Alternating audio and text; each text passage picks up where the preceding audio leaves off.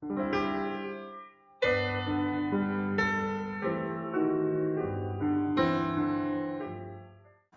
본문 말씀 사도행전 28장 16절에서 20절까지 말씀을 우리가 한 절씩 교독을 한번 해보겠습니다.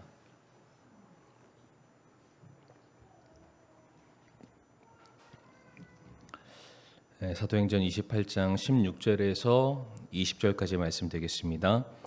우리가 로마의 이름에 백부장이 죄수들을 호위대장에게 넘겨주되 바울은 그를 지키는 한 군사와 함께 따로 거하게 허락하더라.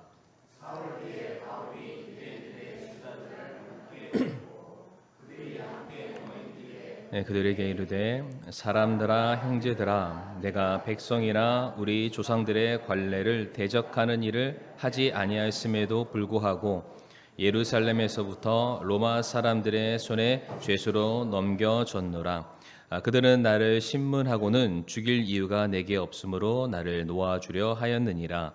그러나 유대인들이 그것을 반대하여 말하기를 내가 마지못해 카이사르에게 청원하였을 때 이것은 내가 조금이라도 내 민족을 고소하려 한 것이 아니니라. 같이 읽겠습니다. 그러므로 이런 까닭에 내가 너희를 보고 너희와 함께 이야기하려고 너희를 불렀으니 이는 이스라엘의 소망으로 인하여 내가 이 사슬에 결박되었기 때문이라 하니라. 아멘.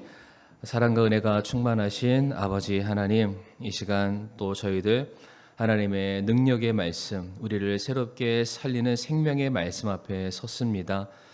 아버지 하나님, 참 들을 귀를 우리들에게 허락하여 주옵시고 참 우리들의 모든 마음이 하나님의 말씀 앞에 무릎 꿇고 순종할 수 있는 그 신실한 마음도 허락하여 주시옵소서. 예배의 시정을 온전히 주님의 손에 의탁드리오며 예수님 이름으로 기도를 드리옵니다.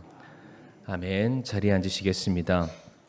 오늘은 사도행전 28장 16절부터 20절까지 말씀 통해서 제한된 자유 그리고 무한한 복음이라는 제목으로 함께 말씀을 나누도록 하겠습니다. 사도 바울이 이제 드디어 로마에 이르렀습니다. 지난 시간에도 사도 바울이 이탈리아로 들어갔습니다. 그러나 로마 시내는 아니었고요. 푸테올리라고 불렀던 항구 도시에 임하게 됐고요. 오늘 본문 16절 말씀 보게 되면은 이제 드디어 바울이 로마에 이르렀다라고 말하고 있습니다. 사도 바울의 선교 여행을 이게 거슬러 올라가면은 그 여정이 무려 1차, 2차, 3차 그리고 지금 4차 로마행까지 포함하면은 거의 12년, 3년 꽤 오랜 시간이 걸렸다고 합니다. 지금 거의 저희가 하고 있는 이 사도행전 강해 설교도 거의 사도 바울과 호흡을 같이 하고 있지 않나라는 생각이 들 정도인데, 성도님들, 바울이 이 로마라는 곳에 이르기까지 얼마나 많은 고비와 얼마나 많은 어려움을 겪어야만 했습니까? 사도 바울이 복음을 위해서 이동한 거리만 약 2만 킬로미터 정도 된다고 합니다. 이 거리가 계산해 봤더니 지구 반바퀴나 해당됩니다. 복음을 전하기 위해서 정말로 땅 끝까지 이르는 사도 바울의 그 힘겨운 여정을 우리가 볼 수 있습니다. 복음을 위해서 사도 바울은 때로는 산을 건넜고 바다를 건넜고 척박한 광야 지대를 또 건너는 과정 속에서 굉장히 많은 어려움들을 겪게 되었습니다. 세상 모든 사람들에게 이 세상의 가치를 뒤흔드는 복음을 전하는 그 일로 말미암아 이미 우리가 아는 것처럼 여러 차례 죽을 고비를 맞이하게 됩니다. 심지어 어떤 사람들이 있었냐면 우리가 바울이 죽지 않으면 우리가 먹지도 마시지도 않겠다 결심했었던 40명의 결사대가 늘 언제나 바울 주위를 맴도는 그런 사람들도 있었습니다. 우리가 근래의 사건만 돌아보더라도 바울이 로마에 도착하기 바로 직전에는 유라굴로 강풍을 맞아서 배가 파선하여서 바다 위에서 죽을 뻔했고, 잠깐 머물렀었던 멜리데 섬에서는 독사에 물리는 그러한 사건도 있습니다.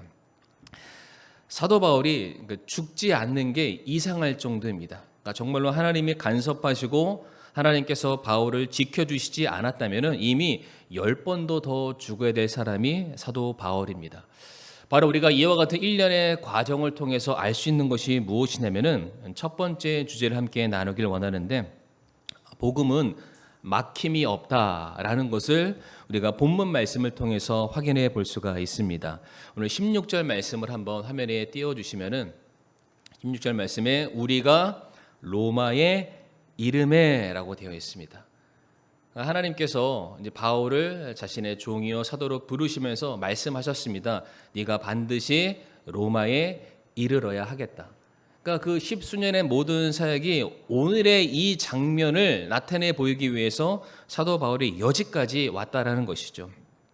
그 무엇도 바울의 행보를, 그 무엇도 바울이 복음을 전하기 위해서 부름받은 하나님의 사명을 막을 수 없었다. 주님께서 바울을 로마로 보내시겠다고 작정하신 이상 반드시 사도 바울은 그 자리에 설 수밖에 없습니다. 제가 화면에 말씀을 따로 준비하지는 않았지만은 히브리서 11장 6절 말씀 우리 성도님들 아마 암송하시는 분들이 계실 텐데 믿음이 없이는 하나님을 기쁘시게 하지 못하나니 하나님께 나아가는 자는 반드시 그분께서 계신 것과 여기서 중요한 건 반드시입니다. 반드시 그분이 계신 것과 그분께서 부지런히 자신을 찾는 자들에게 보상해 주시는 분이심을 믿어야 된다. 그러니까 믿음이 없이는 믿음이 무엇이냐라는 것을 성경이 말하고 있는데 성경은 믿음은 들음에서 나고 들음은 하나님의 말씀을 의미합니다. 다시 말해 성도가 믿음이 있다라는 것은 내가 그냥 하나님을 믿어요라는 그 믿음이 아니라 하나님께서 우리에게 믿을 만한, 우리가 붙들 만한, 우리가 의지할 만한 어떠한 사명을 주셨음을 말합니다. 다시 말해 사명을 붙든 자는 반드시 하나님께 나아갈 수밖에 없고요. 사명을 붙든 자는 반드시 하나님께서 그 사명자에게 보상해 주시는 분, 지켜주시는 분, 건져주시는 분, 그에게 합당한 능력을 주시는 분이심을 믿어야 된다라고 성경은 말하고 있습니다.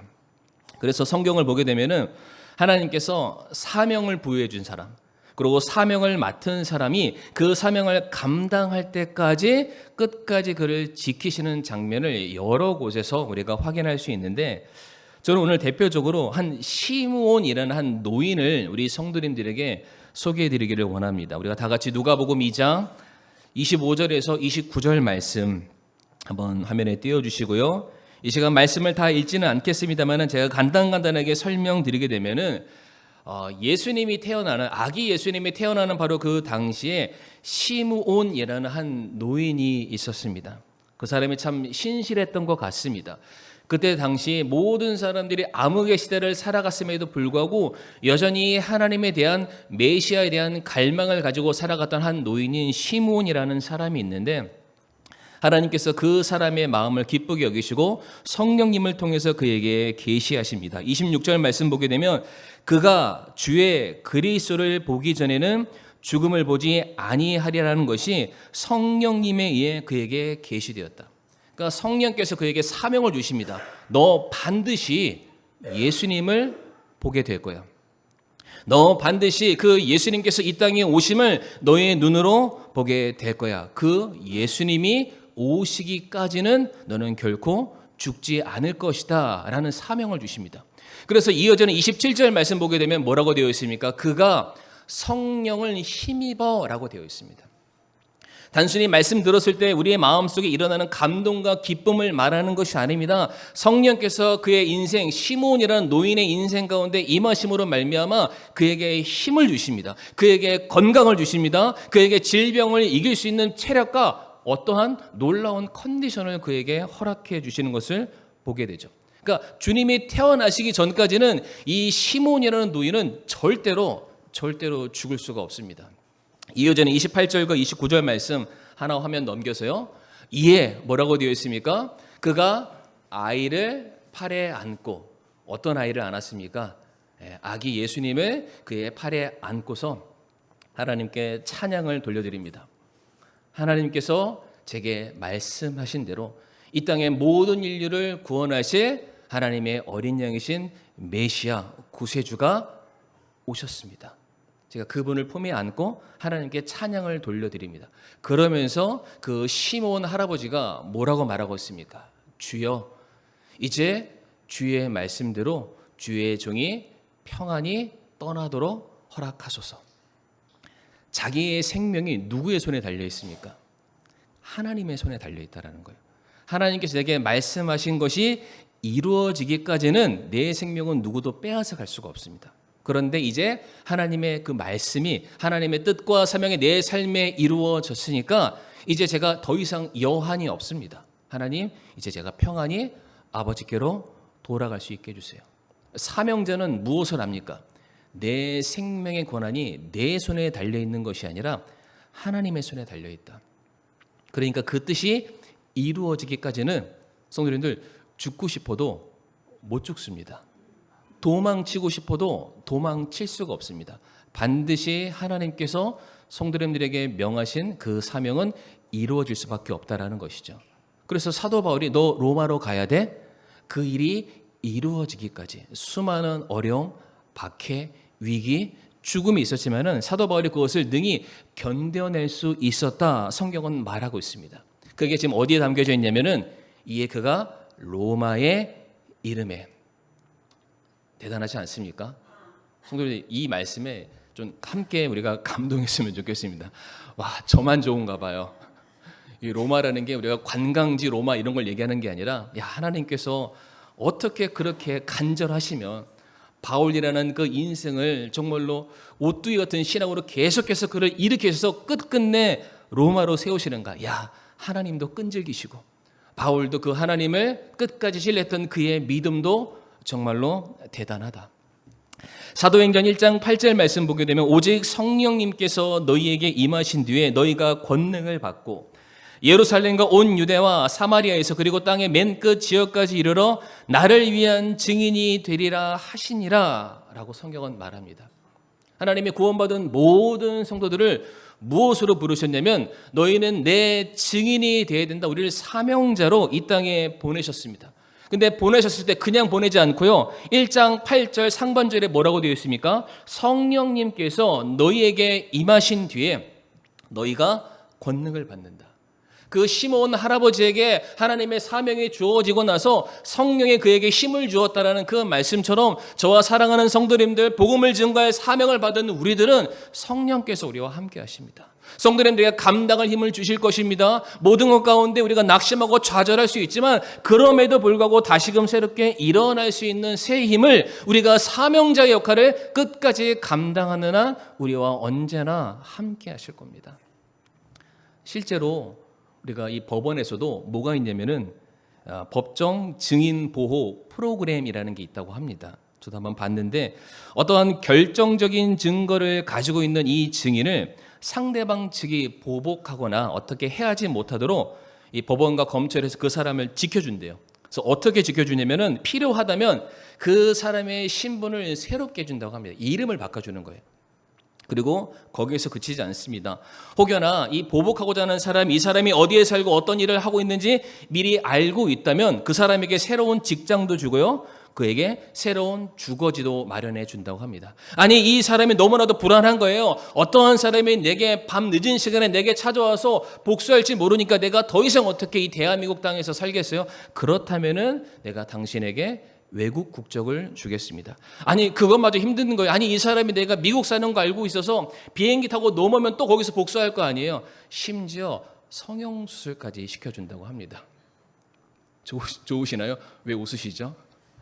그러니까 법정 보호 프로그램이 이 사람이 어떻게 해서든 증인의 역할을 감당할 수만 있다면은 여러 많은 수단과 방법을 동원해서 그 사람을 지켜준다라는 거예요. 하나님께서도 마찬가지입니다. 저와 성도님들은 십자가의 증인이요 하나님 나라의 증인으로서 우리를 불러 세워주셨습니다.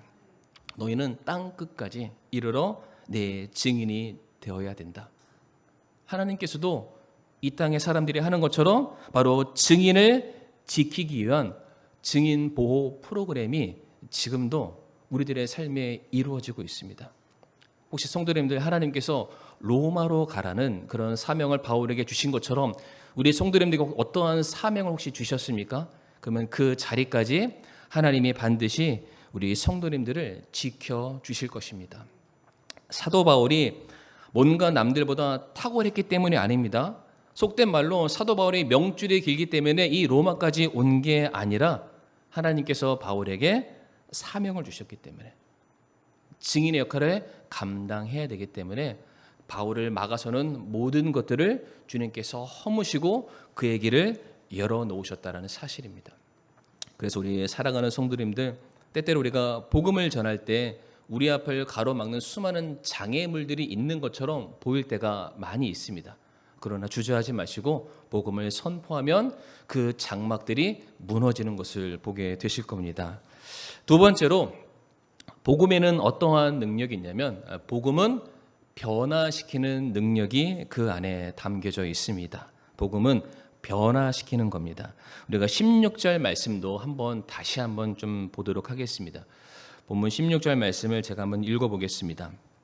우리가 로마의 이름에 백부장이 죄수들을 호위 대장에게 넘겨주되 바울은 그를 지키는 한 군사와 함께 따로 거하게 허락하더라 라고 말합니다. 지금 바울이 로마로 오기는 했습니다. 그런데 그의 상태를 보니까 여전히 감옥 안에 갇혀 있습니다. 정확하게 말씀드리면은 우리가 알고 있는 쇠창살의 감옥은 아니고 어떠한 집 안에 갇혀 있는 요즘 말로 가택연금을 지금 당한 상황입니다. 그러니까 지금 바울이 감옥 안에 갇혀서 마음대로 다닐 수 있는 자유를 그가 제한을 받게 되죠. 그리고 말씀 잘 보게 되면 어떠한 군사와 함께 따로 거하였다. 무슨 말입니까? 바울이 한 군사와 함께 그의 손과 그의 발이 지금 쇠사슬로 함께 묶여 있는 상태를 말합니다. 그러니까 바울이 감옥 안에, 그러니까 실질적으로 그 이슬이 서리고 냄새가 나는 곰팡이 섞이는 그런 감옥은 아니지만은 그의 모든 일거수일투족이 지금 감시를 받는 상황입니다. 참 이 말씀 보면서 제가 이런 생각을 한번 해봤습니다. 아니 어떻게 이러실 수가 있을까? 숱한 고비와 위기를 견뎌가면서 로마까지 왔는데 로마에서 하나님께서 복음을 전하라는 그 사명을 주셨는데 그렇다면 이 로마에 왔을 때는 사도 바울에게 더 큰 자유를 허락하시고 지금보다 더 큰 능력을 그에게 주심으로 말미암아 사방 곳곳에 그가 가는 곳마다 복음으로 말미암은 역사가 일어나도록 그를 사용하셔야 됨이 맞을 텐데 왜 하나님이 또 다시 바울을 감옥에 가두셨던 것일까?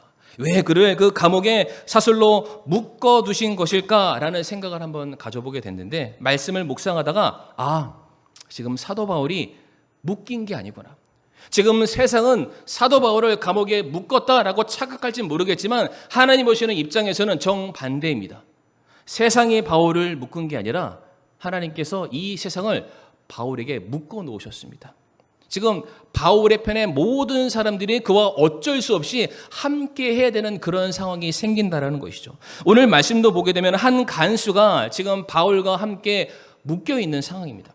어쩌면 이 말씀 보게 되면은 이 간수는 바울을 핍박했던 사람, 바울에게 무엇인가 채찍을 가했던 그러한 사람일 수도 있습니다. 그러나 이 사람이 결국에는 그의 삶이 변화되는 것을 우리가 성경의 여러 곳을 통해서 확인해 볼 수가 있는데 우리가 다 같이 빌립보서 4장 22절 말씀 앞에 화면을 보시면서 함께 읽어보도록 하겠습니다. 시작. 모든 성도들이 너희에게 문안하되 특히 카이사르의 집안에 속한 자들이 문안하느니라. 아멘. 지금 누가 문안한다고 되어 있습니까? 가이사 황제의 집안의 사람들이 지금 바울에게 그리고 빌립보에 있는 교회의 성도들에게 문안을 한다라고 되어 있습니다. 이게 말이 안 맞습니다. 이 가이사 황제의 사람들은 예수님을 배적하는 사람들이고 그리고 예수님을 믿는 사람들 죽이는 그런 사람들인데 이 빌립보서 말씀 보니까 뭐라고 되어 있냐면은 그 황제의 권력 아래서 녹을 받는 사람이 오히려 바울에게 문안하고 성도들과 함께 교제하는 모습으로 바뀌었다. 성도님들, 지금 바울이 말하는 이 카이사르 집안에 속한 자가 혹시 누군지 아십니까? 사도행전 16장에 사도 바울이 빌립보 지역에서 복음을 전하다가 감옥에 갇힙니다. 그때 감옥에 누구와 누구가 갇히냐면은 바울과 실라가 감옥에 갇히게 되죠. 그들이 감옥에 갇혔지만은 그들은 실망하지 않습니다. 낙심하지 않습니다. 좌절하지 않고 그 감옥 안에서 그때 말씀드린 거 기억나시나요? 그들이 묶여있는 쇠사슬을 박자를 치면서 찬양을 했습니다. 그리고 하나님께 기도를 돌려드리죠. 바로 그 순간에 그들이 매여 있었던 그 옥중 안에서 놀라운 이적이 생김으로 말미암아 그들이 풀리는 자유함을 얻게 됩니다. 바로 이 광경을 바라봤던 간수가 스스로 자기의 목숨을 헤아려 했습니다. 내가 맡은 이 사명을 다 간수하지 못했으니 분명히 나라에서 로마 황제가 나를 죽이리라 스스로 자결하라는 바로 그 순간 사도 바울이 말합니다. 내가 여기에 있다. 너의 목숨을 해하지 말라. 바로 그 순간에 간수가 그 바울 앞에 무릎을 꿇고 이렇게 말합니다. 우리 화면 하나 PPT 넘겨주시고요. 내가 무엇을 해야, 내가 어떻게 해야 구원을 받겠습니까? 나 정말로 이제 내가 정말로 죽을 수밖에 없는 그런 상황에 놓이게 되었는데 어떻게 해야 내가 구원을 받겠습니까? 그때 바로 유명한 말씀이죠. 주 예수 그리스도를 믿으라. 그리하면 내가 구원받고 내 집이 받으리라. 지금 간수가 사도 바울을 통해서 복음을 듣게 되고 그의 삶이 변하게 되죠. 분명한 것은 이 간수는 바울 곁에 묶여 있었던 그런 사람이었어요. 바울을 계속해서 24시간 감시했었던 그런 사람이죠. 그런 그 사람은 바울이 불렀던 찬양을 그의 귀로 들을 수밖에 없었고, 바울이 부르짖었던 그의 기도의 내용을 또한 들을 수밖에 없었고, 하나님께서 바울에게 행하신 모든 일들을 그의 눈으로 목격할 수밖에 없었습니다.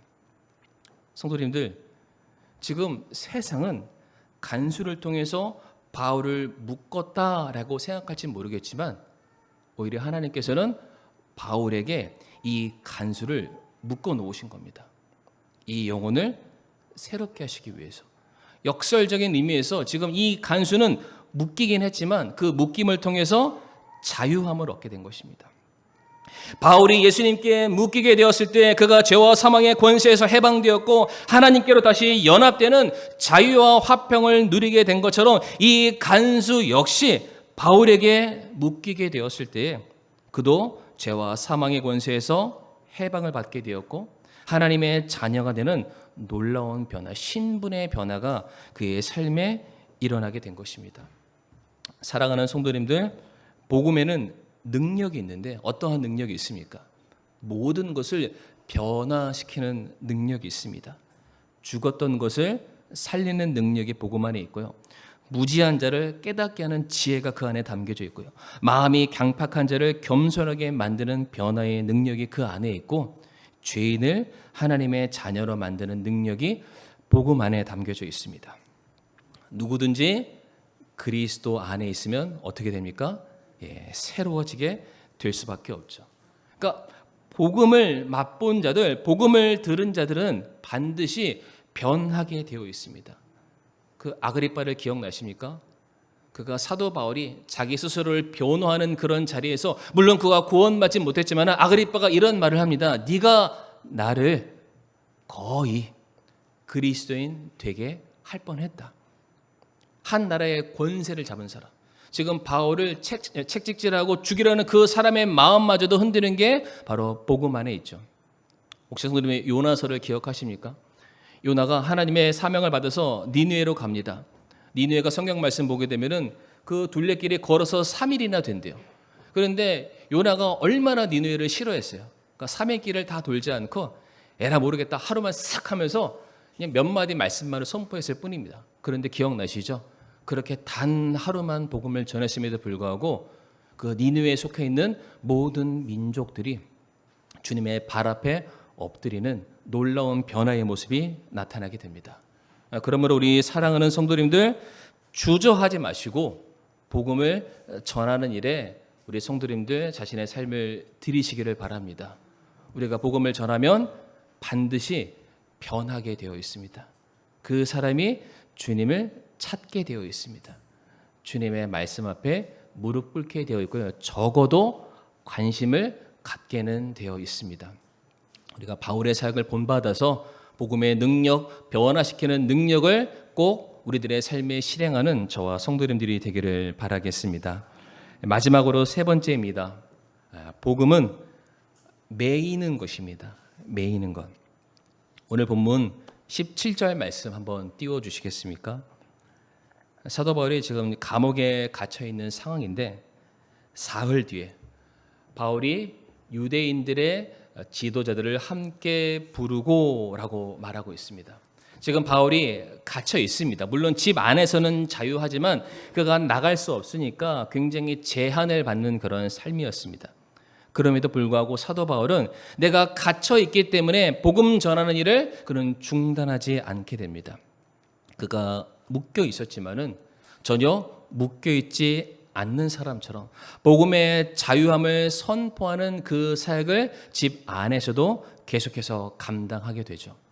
바울이 이럴 수밖에 없었던 것이 복음은 모든 것을 다 뚫는, 복음은 막을 수 없는 힘이 그 안에 있음을 그가 믿고 있었기 때문이고, 복음으로 말미암아 모든 것이 변화되는 능력이 내가 선포하는 바로 복음 안에 담겨져 있음을 사도 바울이 알고 있었기 때문에 바울은 어떻게 해서든 복음을 드러내기를 힘썼다라는 사실입니다. 이 시간 우리 성도님들께 권면하고 싶은 것은 참 우리도 바울처럼 복음에 매이는 삶을 우리가 살기를 원합니다. 아무도 아멘을 안 하세요. 맞습니다. 우리 삶에도 지금 바울이 어딘가에 매여 있는 것처럼 우리도 어떠한 상황 가운데 매여 있을 수 있습니다. 어떤 분들은 건강에 매여 있거나, 어떤 분들은 자식에게 매여 있거나, 어떤 분들은 돈, 사업, 인간관계, 우리가 말할 수 없는 피치 못할 수많은 상황 가운데 우리가 매여서 그냥 손발이 다 묶여 있어서 아무것도 못하는 것처럼 보일 수가 있습니다. 그런데 성도님들, 사도 바울은 그 안에서도 복음에 있어서는 굉장히 자유한 삶을 살았고요. 자기 스스로가 복음을 전하는 일을 주저하는 장애물이 되기를 원치 않았습니다. 갈라디아서 5장 1절 말씀 보게 되면은 우리가 이 말씀을 꼭 기억하기를 원하는데, 그리스도께서 자유로 우리를 자유롭게 하셨으니 그러므로 그 자유 안에 굳게 서고 다시는 속박의 멍에를 매지 말라. 주님께서 저와 성도님들을 구원해서 하나님의 자녀로 불렀을 때에는 우리가 지금까지 짊어지고 있었던 모든 짐들을 다 해결해 주셨다라고 말씀하십니다. 자유하라라고 말씀하십니다. 모든 것을 그리스도의 이름으로 말미암아 너희가 능히 다 감당할 수 있다라고 말씀하고 계십니다. 그런데 우리는 여전히 어딘가에 매여 있는 사람처럼 살고 있습니다.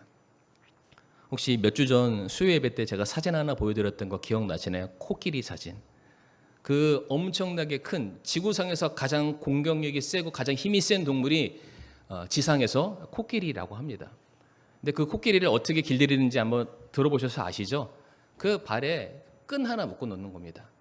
근데 어렸을 때는 그 몸을 못 움직이게 온 몸에도 사슬을 묶고 양 발에도 사슬을 묶어서 옴짝달싹 못하게 만듭니다. 계속 그런 식으로 오랜 시간을 지나다 보니까 이 코끼리가 자기 발에 조그마한 동아줄 하나 묶여 있어도 내가 그렇게 사슬이 매어 있는 사람처럼, 그 동물처럼 생각해서 전혀 움직이지 않는 거예요. 그 힘으로, 성도님 그런 영상 보셨는지 모르겠지만 코끼리 상하로 이 차를 던지더라고요. 이 발목에 조그마한 쇠사슬, 조그마한 동아줄 하나는 그냥 힘도 안 하고 딱 들면은 끊길 수 있는데, 이미 어렸을 때부터 그렇게 쇠사슬에 매이는 삶을 살다 보니까 조그마한 끈 하나 있어도 살짝 당기니까 뭐가 걸리는 거예요. 나는 못 움직여. 그렇게 길들인다라는 거예요. 아니, 하나님께서 분명히 우리에게 말씀하십니다. 내가 너희를 자유롭게 했다라고 말씀하십니다. 그리스도 안에서 우리가 확신 가운데 소망을 가지고 모든 것을 능히 예수 그리스도의 이름으로 말미암아 감당케 하게 하시겠다라고 우리에게 말씀을 하셨습니다.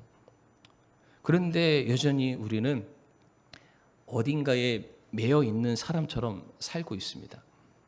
우리에게 모든 것이 가능한 능력, 예수 그리스도 성령의 힘을 우리가 덧입는 그런 놀라운 신분과 자격을 취득했음에도 불구하고 우리는 아무것도 하지 않고, 말로는 예수님 믿고 말로는 구원받았다고 말로는 변화되었다고 하지만은 여전히 세상에 무엇인가 묶여있는 사람의 모습처럼 똑같이 살아가면서 굉장히 무기력한 모습을 보이고 있습니다. 나는 아무것도 못해. 할 수가 없어. 이 상황이 해결돼야만 내가 그제서야 움직일 수 있어. 근데 성도님들, 하나님께서 성도님들에게 주시는 능력은 대단합니다. 정말로 대단합니다. 주님이 성도님과 함께 하신다면 능치 못할 일이 없음을 믿으시기를 바랍니다. 고린도후서 4장 8절부터 11절까지 말씀을 제가 한번 읽어보겠습니다. 우리가 사방에서 고난을 당하나 괴로워하지 아니하며 난처한 일을 당하나 절망하지 아니하고 핍박을 받으나 버림받지 아니하며 거꾸러뜨림을 당하나 망하지 아니하고 우리가 항상 주 예수님의 죽으심을 몸에 짊어짐은 예수님의 생명 또한 우리 몸에 나타내게 하려 함이라.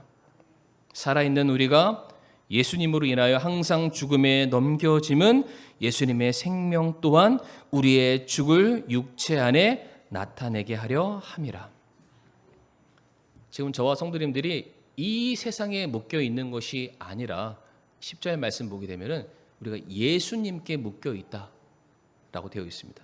근데 우리가 반쪽만 보는 것 같아요. 예수님의 죽으심만 너무 기억하는 것 같습니다. 근데 10절에 뭐라고 되어 있습니까? 주님의 죽으심과 더불어서 주님의 생명도 우리 안에 함께 묶여 있습니다. 그러니까 죄와 사망의 권세를 깨트리는 그 능력이 저와 성도님들 예수를 믿는 모든 성도들 안에 함께 있다라는 것이죠. 그러면 우리가 모든 것을 가능하다. 복음으로 말미암아 우리가 영혼들을 주님께로 인도해 올 수 있다라는 것이죠. 복음의 역사를 막아서는 그 어떠한 장애물이 존재할 수 없다라는 사실입니다. 그래서 말씀의 결론을 맺기를 원하는데 20절 말씀 한번 읽어보도록 하겠습니다. 같이 한번 읽어보실까요? 시작. 그러므로 이런 까닭에 내가 너희를 보고 너희와 함께 이야기하려고 너희를 불렀으니 이는 이스라엘의 소망으로 인하여 내가 이 사슬에 결박되었기 때문이라 하니라. 아멘. 사도 바울은 자기 스스로 복음의 메인자다라고 말합니다. 그러니까 스스로 자기의 자유를 제한한 사람입니다. 그러나 그렇게 스스로가 복음의 묶임으로 말미암아 자기를 통해서 만나는 모든 사람들을 자유케 하는 일에 그의 삶이 놀랍게 쓰임받게 됩니다. 바울이 그것을 알았던 거예요. 내가 예수를 통해서 얻게 된 이 자유함이 자기의 삶을 통해서 자기의 인생을 통해서 그것을 알지 못하고 억압 가운데 인생의 쇠사슬에 묶여있는 모든 사람들에게 그 자유함을 선포하고 싶었기 때문에 스스로 묶여있는 모습을 보여줍니다. 그러나 그 묶여있음이 세상에 억눌림을 당하는 것이 아니라 자유케 되는 능력이 있음을 보여준다는 것이죠. 제가 벌써 2주 전인데 우리 청년들 학생들과 함께 이제 우리 연합 MT를 갔다 왔습니다. 그때 이제 그날 저녁에 학생들에게 이제 이런 질문을 한번 해봤습니다. 무슨 질문이었냐면 여러분들 믿음 좋아요? 라고 물어봤습니다. 한번 물어보겠습니다. 성도님들 믿음 좋으십니까? 좋다고 좀 해주세요. 믿음 좋으신. 그러니까 다들 말을 잘 못해요. 그러니까 믿음 좋다고 말하기도 그렇고 안 좋다고 말하기도 그렇고 이제 주저주저합니다. 그러면은 믿음이 좋아지기를 원해요? 성장하기를 원해요? 자라가기를 원해요? 다 예스예요. 그래서 제가 또 하나 질문을 했습니다. 그렇다면 여러분들이 그 믿음이 좋아지기 위해서 혹시 뭐 하고 있어요? 라고 물어봤습니다. 물론 우리가 행함으로 믿음을 얻는 것은 아니지만 구원받은 사람은 그분의 은혜와 사랑을 알기에 그게 삶으로 드러나는 행함으로 보일 수밖에 없잖아요. 그러니까 정말로 우리가 주님을 사랑하고 주님의 모습을 닮아가길 원한다면 여러분들 혹시 뭐 하고 있어요? 물어봤는데 대답이 없어요. 그러니까 믿음이 좋아지길 원하고 자라나기를 원하는데 아무것도 안 합니다. 그래서 제가 단언하면서 이런 얘기를 했습니다. 여러분들 참 그 고백 너무 귀한데 여러분들이 그 믿음을 위해서 아무것도 하지 않으면 그 자리에 있는 학생들이 어린 학생들이지만은 그래도 다 부모님의 손에 이끌려서 교회를 왔기 때문에 신앙의 구력이 굉장히 오래됐습니다. 최소 11년에서 최대 30 몇 년 되는, 그러니까 신앙의 연수만 주고받으면 여기 계신 성도님을 못지 않습니다. 그런데 그렇게 오랜 동안 신앙생활을 했음에도 불구하고 변하지 않는 거예요. 아무것도 하지 않는 거예요. 그러면 너희들 뭐라도 해야 되지 않겠냐? 하고 싶어요. 그런데 아무것도 안 합니다. 그러면 성도님들 10년 동안 변하지 않았으면은, 그리고 오늘도 아무것도 하지 않으면은 앞으로 후에 10년은 어떻게 될까요? 안 변합니다. 바뀔 수가 없어요. 잘할 수가 없는 거죠. 그래서 도전을 했습니다. 뭐라도 해라. 주님께서 기뻐하실 만한 것이 있으면은 뭐라도 좀 해라. 그것이 너희들의 삶의 시작이 될 것이다. 말씀 붙들고 기도하는 거 너무 당연한데 너무 당연한 것을 안 하고 있으니까 그거라도 붙들어라. 그것이 정말로 너희 자의적으로 하기 힘들다면은 예배라도 잘 참석을 해라. 누가 주는 거라도 받아 먹어야 자라나지 않겠냐. 제가 뭘 말씀드리고자 하냐면 우리가 이렇게 계속 말씀을 받습니다. 복음의 능력은 막힌 것을 뚫고 죽어가는 사람을 새로 살리고 별의별 거 다 말씀드리잖아요. 그런데 우리가 복음을 위해서 어떠한 시도도 어떠한 도전도 하지 않으면은 그 복음의 능력을 우리는 전혀 경험하지 못하면서 살아갑니다. 평생 그렇게 살다가 주님 만나는 거예요. 그때 만나면 잘 모르겠습니다. 우리가 떳떳하고 당당하게 내게 맡겨주신 그 사명을 다 했습니다라고 우리가 과연 자랑스럽게 이야기할 수 있을런지. 사랑하는 성도님들, 정말로 무엇이 되었든지 간에 지금 하나님께서 성도들에 속한 가정이나 직장이나 어떤 환경 속에 성도님들을 지금 메어 놓으셨습니다. 근데 그 메어 놓으심이 그냥 어딘가에 갇힌 게 아닙니다. 하나님께서 성도님들 곁에 그 사람들을, 그 환경들을 붙여주신 거예요. 성도님들이 이제 그것을 드러내기만 하면 됩니다.